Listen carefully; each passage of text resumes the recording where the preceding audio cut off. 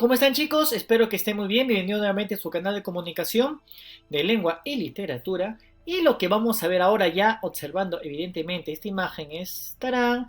Al maestro Julio Cortázar. Y cuando hablamos de Julio Cortázar estamos hablando pues de un gran literato.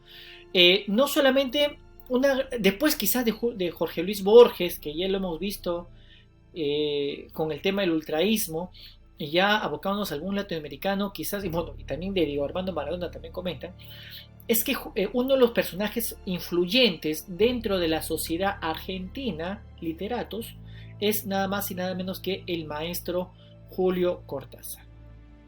Ahora, Julio Cortázar, ya vamos a analizar un poco más su vida.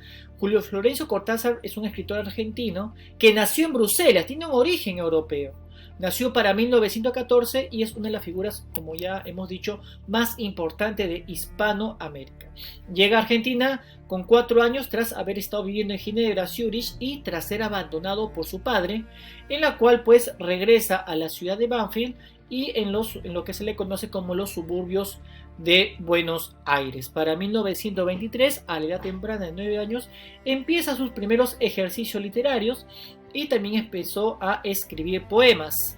La familia sospechaba que era un plagio, lo cual denotaba o originaba quizás una pequeña desazón en el pequeño Julio Cortázar. Hay que recordar de que Julio Cortázar, él manifiesta de que tiene una especie de una infancia poco dura, no solamente, bueno, aparte del abandono de su padre, que precisamente ellos hacen que regresen a Argentina, que justamente él nace cuando empieza la Primera Guerra Mundial en 1914.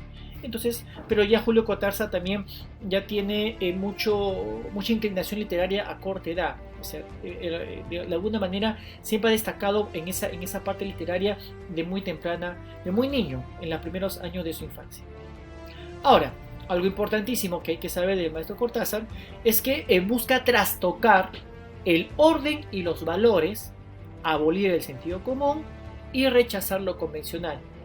Y para eso va a recurrir a diversos mecanismos. Y acá sí, atención, porque es muy importante lo que se va a mencionar. Es que normalmente trataba de provocar una sensación de extrañamiento en el lector. Por ejemplo, el detenimiento en la descripción de acciones cotidianas y repetidas, lo que provoca que lo obvio se vuelva pues hasta algo imprevisto.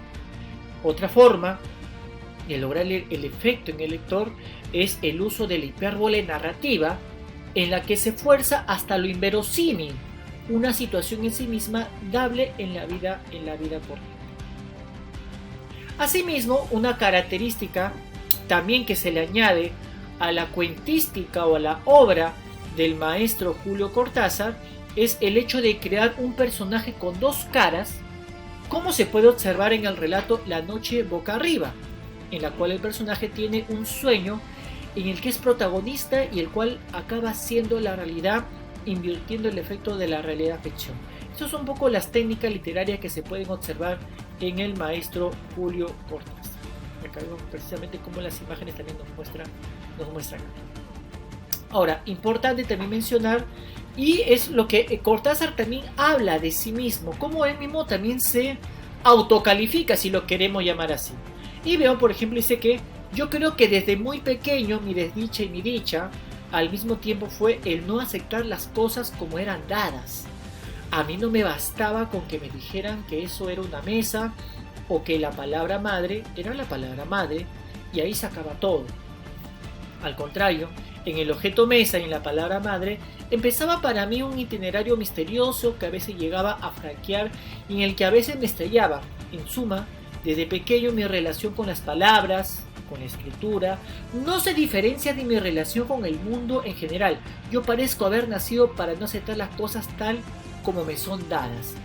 Y si analizamos precisamente ese espíritu rebelde, contestatario del maestro Julio Cortázar, es que tenía justamente, gracias a su gran inteligencia también, porque hay que decirlo, Julio Cortázar desde muy joven también empezó en el trabajo de docente en una escuela de Chivilcoy, allá por Argentina, y también se le destaca mucho por esa gran inteligencia, esa gran agudeza crítica, y precisamente esa agudeza crítica es que lo hacía de alguna manera no aceptar las cosas tal como yo las estoy viendo. O sea, quizás uno lo puede ver A, todo el mundo lo puede ver A, pero ¿por qué no lo vemos de la manera B?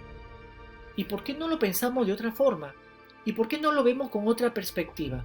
Entonces, yo creo que eso es una característica muy fundamental de Cortázar, de quizás darle la vuelta al prisma, ¿correcto? Verlo desde otra perspectiva. Acá justamente vemos al maestro Julio Cortázar, que quizás una de sus obras más principales y geniales es Rayuela, que en la cual les recomiendo que lo puedan leer. Ya casi para finalizar, la obra de Cortázar fue un escritor que durante su carrera literaria escribió obras de diversos géneros, entre los que se encuentran novelas, obras de teatro, poesía e incluso audio para libros. Se le considera además uno de los autores más innovadores y originales de su tiempo, tanto en el relato corto, la prosa ética y la narración breve en general. Acá tenemos otra imagen del maestro Cortázar, y para añadir, por ejemplo, Cortázar estuvo muy en contra del régimen de Perón.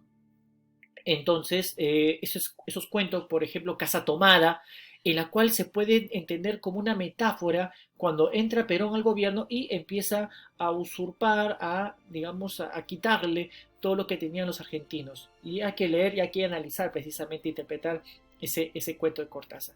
Ya para finalizar, en palabras de Mario Vargas Llosa, premio Nobel peruano, ¿qué es lo que dice sobre Cortázar? Porque conoció también a Cortázar, ¿no?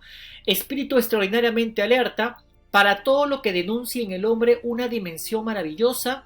Cortázar es también un observador muy certero de esa realidad inmediata que se compone de gestos y palabras banales, de actos triviales sin consistencia. En sus libros, en esas dos caras de la vida, se funden como una moneda, pero él no cree que la vida sea divisible. Eso es lo que manifiesta Mario Vargas Llosa con respecto a Julio Cortázar. Bueno, y de esta forma terminamos viendo a Julio Cortázar, un escritor que marcó bastante para su época, y que sobre todo pues, fue un elemento fundamental, importantísimo en el boom latinoamericano. Muchas gracias por todo, chicos, en verdad que les haya gustado y nos estamos viendo para la próxima. Saludos, cuídense bastante.